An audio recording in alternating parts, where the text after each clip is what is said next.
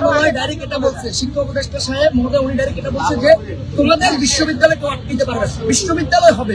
তবে সেক্ষেত্রে আমরা চাচ্ছিলাম যে ইস্যুটা যাতে আমাদের বেঁধে দেওয়া আমাদের সুবিধা মতো টাইম ফ্রেম অনুযায়ী 2 দিন ধরে আমরা শিক্ষা ভবনের সামনে 7 কলেজের প্রস্তাবিত ঢাকা সেন্ট্রাল ইউনিভার্সিটির শিক্ষার্থীরা ক্লাস শুরু এবং অধ্যাদেশের দাবিতে অবস্থান করছি সচিবালয় অভিমুখে শিক্ষা ভবনের পাশে।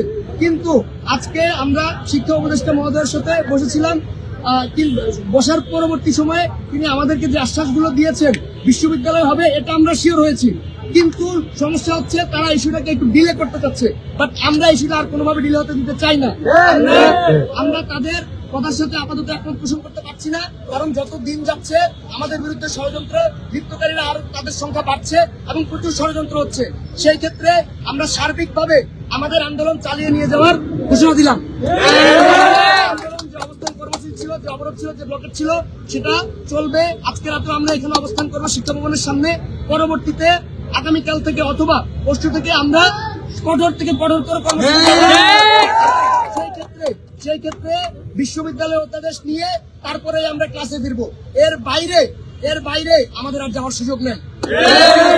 প্রস্তাবিত সেন্ট্রাল ইউনিভার্সিটির ভর্তিকৃত 24-25 সেশনের প্রায় 11,000 শিক্ষার্থীর জীবন এখন হচ্ছে হুমকির সম্মুখীন। তারা পাশে পরিচয় দিতে পারতেছে না, তারা হচ্ছে নিজেদের এডুকেশন লাইফ নিয়ে হ্যারাস হচ্ছে।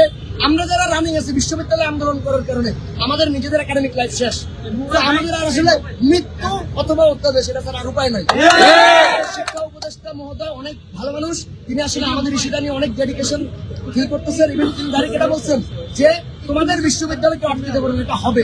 তবে আমরা চাই উনি যেহেতু হবে বলছে সেটা আমাদের বেঁধে দেওয়ার টাইম ফ্রেমের মধ্যে উনি করুক, কারণ 15 মাস স্টে করছে, আমরা আর স্টে করতে পারবো না। আজকের কর্মসূচি আমরা এখানে অবস্থান করব এবং আমাদের আন্দোলন টানা চলবে।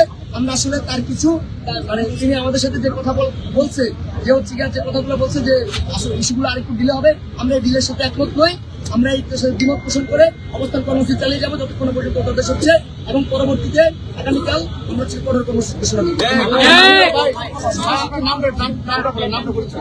না, কোনো ডেডলাইন বলতে শিক্ষা উপদেষ্টা আপনারা দেখছেন যে একটা হচ্ছে প্রেস রিলিজ করছে, সেখানে বলছে যে জানুয়ারির 1 তারিখ থেকে 24-25 সেশনের ক্লাস শুরু হবে এবং 25 তারিখে হচ্ছে যে আমাদের অধ্যাদেশ বিষয়ের মিটিং আছে, রেজুলেশন।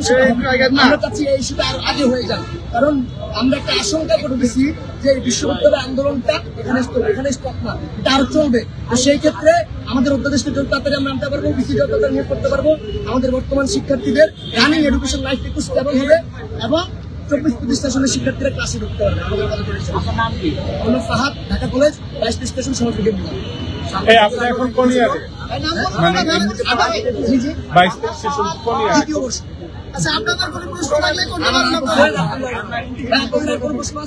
মন্ত্রণালয় কি বৈঠকে কি কথা হয়েছে আপনাদের সাথে? মন্ত্রণালয় ডাইরেক্ট এটা বলছে, শিক্ষা উপদেষ্টা সাহেব মহোদয় উনি ডাইরেক্ট এটা বলছে যে তোমাদের বিশ্ববিদ্যালয় কেউ আটকাতে পারবে না, বিশ্ববিদ্যালয় হবে। তবে সেক্ষেত্রে আমরা চাচ্ছিলাম যে ইস্যুটা যাতে আমাদের বেঁধে দেওয়া আমাদের সুবিধা মতো টাইম ফ্রেম অনুযায়ী, এটা